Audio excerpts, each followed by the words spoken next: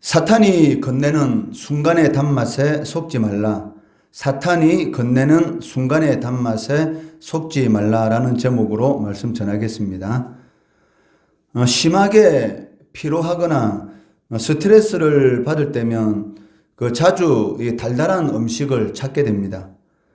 아무 생각 없이 이 단 음식을 먹다 보면 이제는 달지 않은 음식은 맛이 없다라는 그런 생각이 들면서 점점 이 단맛에 익숙해지는 그런 경험을 하기도 합니다.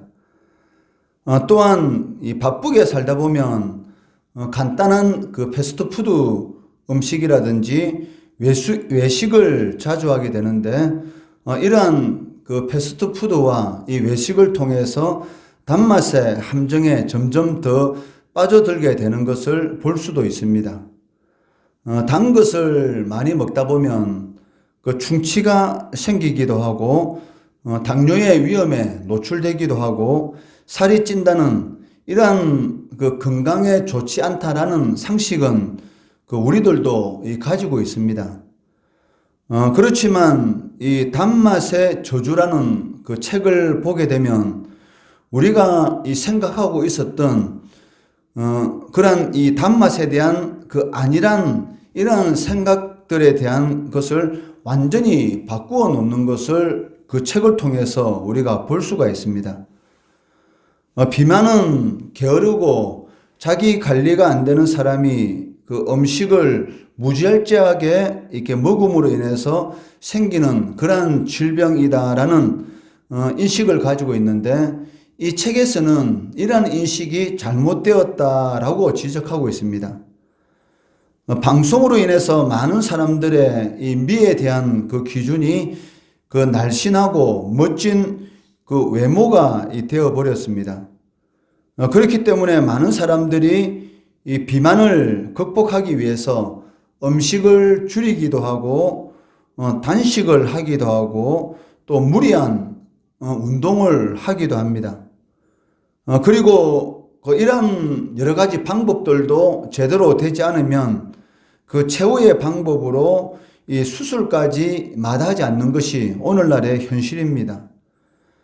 이러한 비만에 대한 잘못된 인식은 개인의 생각이 아니라 이 의료계 그리고 이 사업가들, 식품업계, 정부 등이 함께 엮어낸 조작된 믿음이다라고 이 책에서는 말을 하면서 비만 그리고 대사증후군과 같은 질병들, 즉 당뇨병, 고혈압, 심혈관 질환 등의 이 원인을 설탕, 즉 단맛이다라고 주장하고 있다는 것이죠. 그러니까 단맛으로 인해서 사람들이 비만하게 되고 그리고 당뇨라든지 고혈압이든지 심혈관 이런 질환 등을 일으키고 있다라고 이 책에서는 지적하고 있습니다. 그만큼 이 단 것이 육체의 이 건강에 좋지 않다라는 것을 경고하는 것이죠. 입에는 달지만 우리 몸에는 치명적으로 좋지 않은 그러한 영향을 미치는 것이 바로 이 단 것이다, 즉 설탕이다라고 말을 하고 있습니다. 이 청년들, 결혼하지 않은 그런 이런 청년들이 이 패스트푸드 음식이라든지 이런 간편한 그런 일회용 이 음식을 자주 먹다 보면은 사실 임신이 잘 되지 않는 요즘 이 불임 부부들이 많이 있지 않습니까? 그 이유가 무엇이냐, 그 원인을 이렇게 살펴보니까 이런 일회성 음식이라든지 아니면 이 패스트푸드 음식의 영향이 크다라고 이렇게 말을 하고 있는 것처럼 그만큼 그런 음식 속에 들어있는 우리 입을 순간적인 이 즐거움을 느끼게 만드는 그러한 이런 단맛이 우리 육신의 건강에 좋지 않은 그러한 영향을 미치고 있는 것을 우리들도 알 수가 있다는 것입니다. 오늘 이 본문 말씀을 보더라도 사탄이 주는 이 순간적인 이 단맛, 바로 여기에 속아서 또 다른 말로 말하면 그 사탄이 제시하는 이 조작된 그런 믿음이 있다는 것입니다. 그 사탄이 주는 이 조작된 믿음에 속아서 영원한 불못의 심판의 고통을 당해야만 하는 그런 불쌍한 많은 영혼들이 등장하고 있습니다.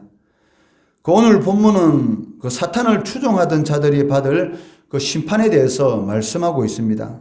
그 12절 말씀해 보시면 또 내가 보니 죽은 자들이 큰 자나 작은 자나 그 보좌 앞에 서 있는데 책들이 펴 있고 또 다른 책이 펴졌으니 곧 생명책이라.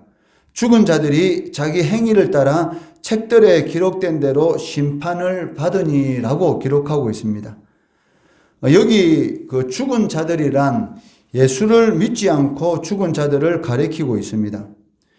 이러한 자들은 짐승을 경배하고 바벨론, 즉 세상이 주는 그러한 단맛에 길들여진 자들이다라고 말을 할 수가 있습니다. 그런데 그 죽은 자들 가운데 큰 자나 작은 자들이 있다라고 기록하고 있는데 여기 큰 자들은 그 세상에서 권세와 부귀와 영화를 누리는 그러한 자들을 의미하고 있고 작은 자들은 그러한 것들로부터 소외된 자들, 그러한 자들을 의미하고 있습니다. 즉 세상에 속한 그 믿지 않는 모든 자들을 의미하고 있다는 것입니다.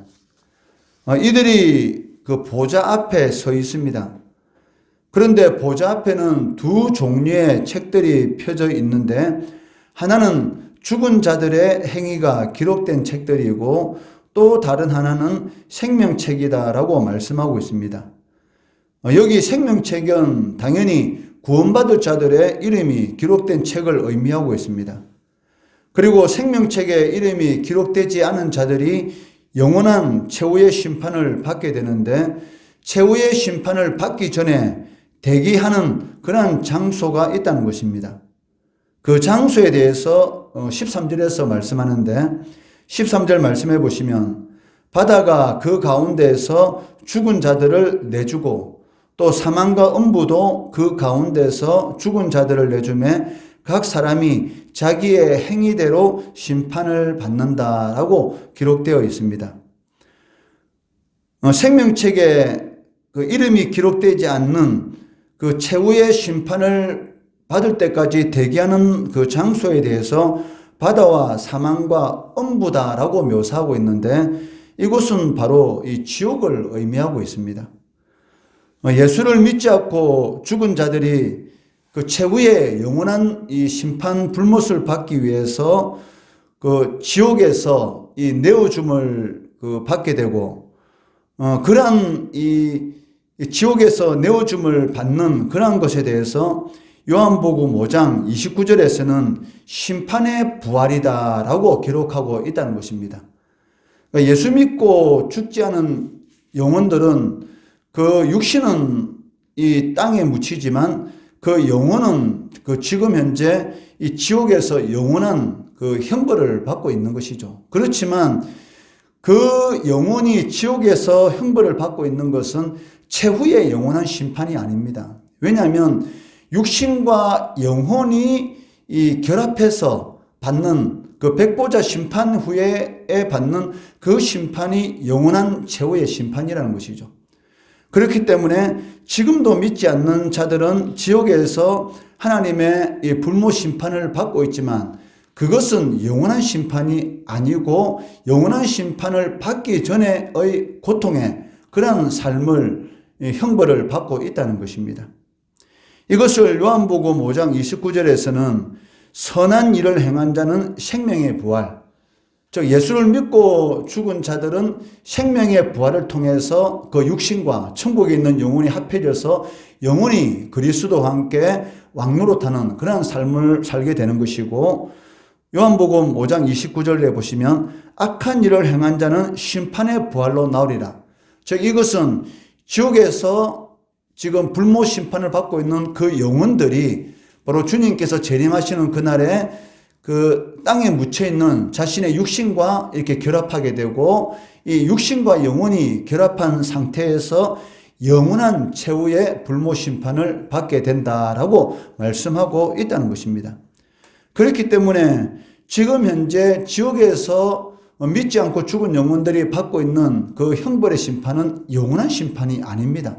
그러니까 영원한 심판을 받기 위한, 주님께서 재림하시는 그날 영원한 심판을 받기 위한 그 대기하는 장소로서의 지옥 형벌을 받고 있는 것이고, 그리고 주님께서 재림하시는 그날 심판의 부활을 통해서 영원한 형벌을 받게 된다라고 성경은 말씀하고 있다는 것입니다. 그리고 마지막으로 14절, 15절에서 최후의 심판의 결과에 대해서 말씀하고 있습니다. 14절 말씀해 보시면 사망과 음부도 불못에 던져지고 이것은 둘째 사망 곧 불못이다.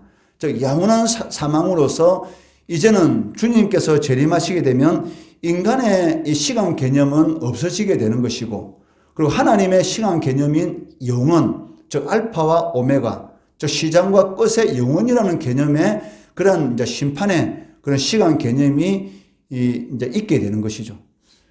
그 성도들은 그 천국에서 영원한 이런 복락의 삶을 누리게 되는 것이고, 믿지 않는 자들은 지옥에서 영원한 형벌에 잠시 잠깐도 쉬지 못하는 세세토록 그 고통을 받게 되는 그런 형벌을 당하게 된다라고 말씀하고 있습니다.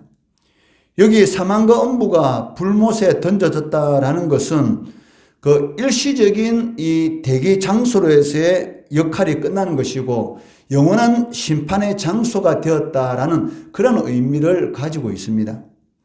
그리고 이 불못을 둘째 사망이다라고 이렇게 말을 하고 있습니다.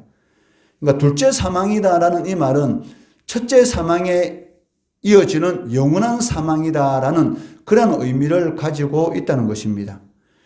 이 첫째 사망은 믿는 자나 믿지 않는 자나 모든 인간들에게 동일하게 일어나는 것입니다. 믿는 자들도 죽게 되는 것이고 믿지 않는 자들도 죽게 되는 것입니다.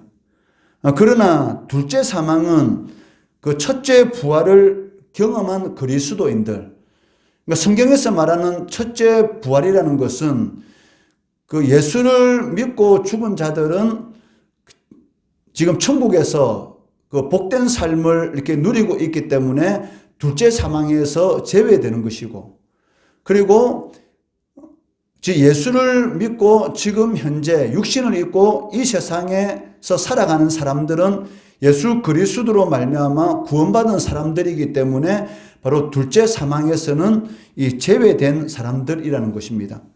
그렇기 때문에 이 둘째 사망을 당하는 자들은 누구냐면 바로 첫째 부활을 그 경험하지 못한 사람들, 즉 믿지 않는 사람들, 즉 생명책에 이름이 기록되지 않는 자들이 둘째 사망, 즉 영원한 사망을 겪게 된다라고 말씀하고 있다는 것이죠.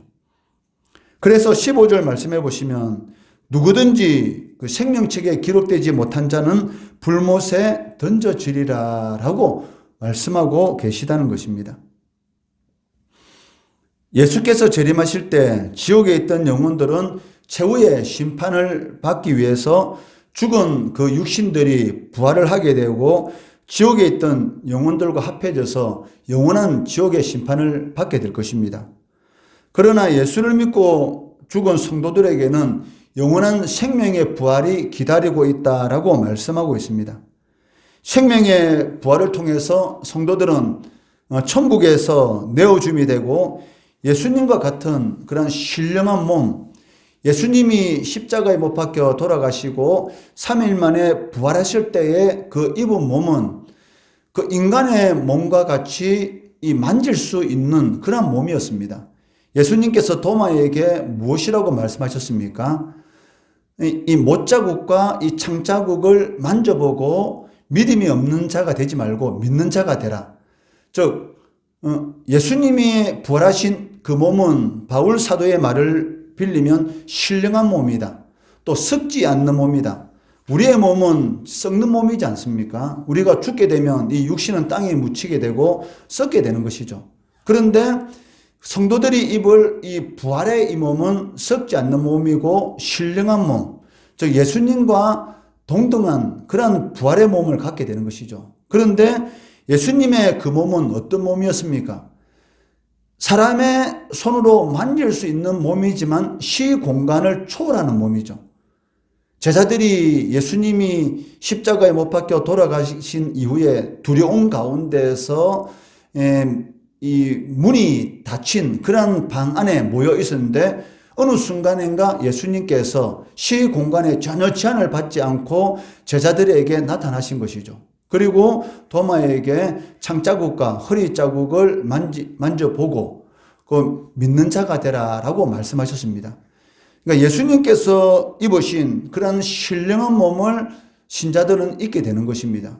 그리고 21장에 기록된 새하늘과 그 새 땅에 들어가게 되는데 이것은 영원한 이 구원의 상태, 즉 완전한 영화의 상태에 이르는 곳, 그것을 바로 새하늘과 새 땅이다라고 말씀하고 계시다는 것입니다. 반면에 죽지 않고 그 예수 그리스도의 재림을 맞이하는 성도들에게는 이런 부활의 과정이 아니라 즉시 신령한 몸으로 변화받는 그런 과정만이 기다리고 있을 뿐이라는 것이죠. 예수님께서 입으신 그 부활하신 예수님의 몸처럼 신령한 몸으로 바로 즉시 변화될 것이다 라고 말씀하고 있습니다. 고린도전서 15장 51절 52절 말씀해 보시면 보라 내가 너희에게 비밀을 말하노니 이 비밀은 아무나 그 깨달을 수 있는 것이 아닙니다.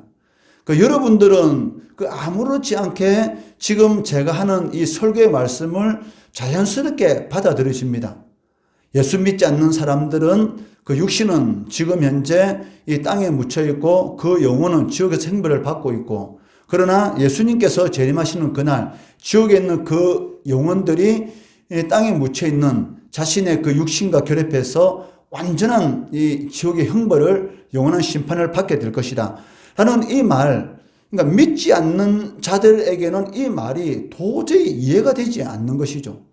그렇지만 여러분들은 지금 제가 하는 이 설교의 이 말씀을 그냥 자연스럽게 그 말이 받아들여지고 그 말이 믿어진다는 것입니다.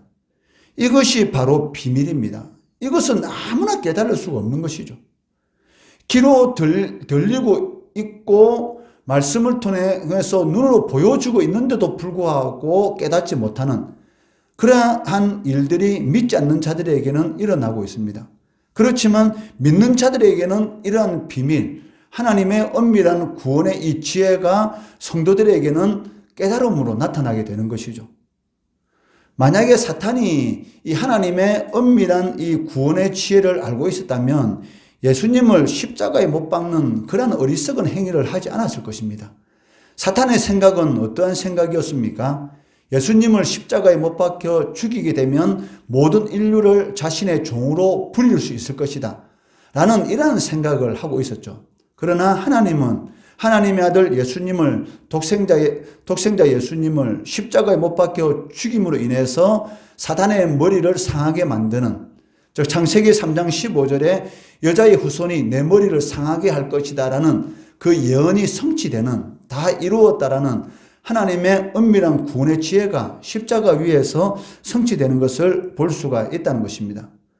보라 내가 너희에게 비밀을 말하노니 우리가 다 잠잘 것이 아니요 마지막 나팔에 순식간에 혼련이 다 변화되느니 이 나팔 소리가 나매 죽은 자들이 썩지 아니할 것으로 다시 살아나고, 이것은 바로 이미 죽어서 그 영혼이 천국에 있는 그러한 성도들의 몸이 썩지 않는 신령한 몸으로 다시 부활하게 될 것이고 천국에 있는 그런 영혼들과 합해져서 영원한 이 영화의 상태에 이르게 될 것이다 라고 말을 하고 있고, 우리도 변화되리라. 즉 살아있는 우리는 주님께서 재림하신 날 그 즉시 바로 예수님과 똑같은 부활의 몸으로서 신령한 몸으로서 변화되어서 바로 완전한 영화의 상태로 들어가게 될 것이다 라고 말씀하고 있습니다. 이것이 바로 비밀입니다. 이처럼 성도들에게는 영광스러운 날이 예비되어 있다는 것입니다.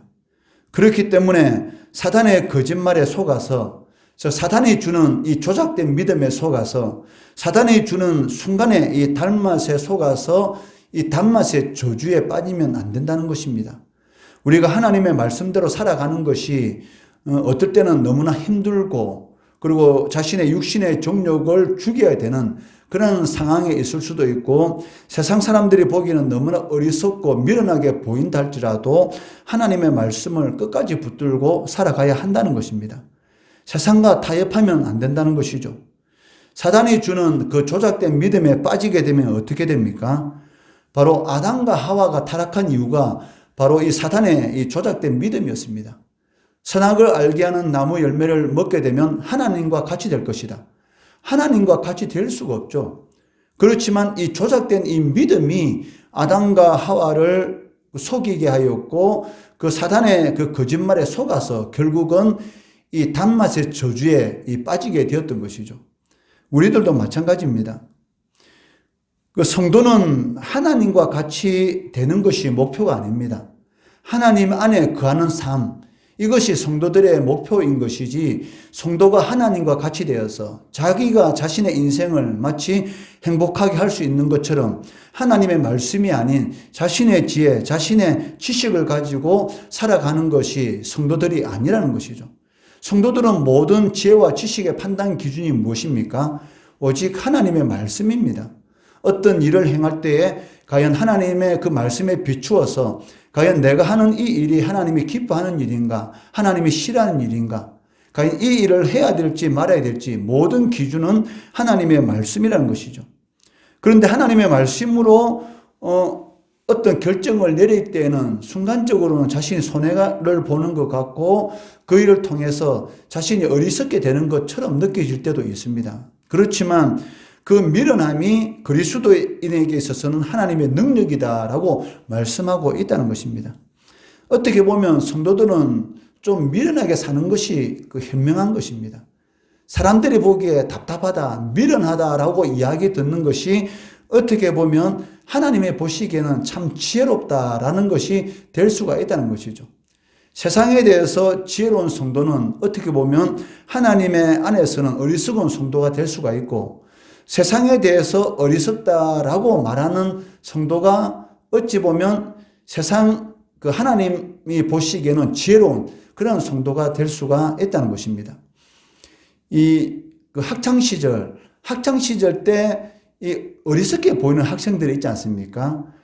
노는 것도 모릅니다. 운동도 제대로 못해요. 오직 책만 끼고 사는 애들 보면은 참 어리석다. 세상적으로 잘 나가는 이 학생들이 있지 않습니까? 놀기도 잘 놀고, 그리고 또 뭐 운동도 잘하고, 또 노는 거 잘 노는 애들이 학교 시절 때는 짱이다 하고 잘 나간다라고 말하지만, 그런데 반대로 이 책 뺏기 모르고 그런 애들 보면 참 어리석고 멍청해 보이는데 나중에 이 대학교를 졸업하고 성인이 됐을 때 만났을 때는 어떻습니까? 완전히 역전인의 삶을 사는 경우가 참 많지 않습니까? 그런 애들이 검사가 되고 판사가 되고 의사가 돼 있고, 그런데 학창 시절에 짱이다, 잘 나가다고 큰소리 뻥뻥 치는 애들이 세상적으로는 참 어떻게 보면은 그렇지 않은 이 삶을 살아가는 경우가 참 많다는 것이죠. 마찬가지로 성도는 하나님 안에서 어떻게 보면 좀 어리석다라고 살아가는 것이 하나님의 능력을 경험하는 그러한 삶입니다. 하나님 안에 거할 때가 가장 행복한 삶입니다. 이러한 삶을 추구하시고 누리시는 성도 되시기를 주의 이름으로 축원합니다.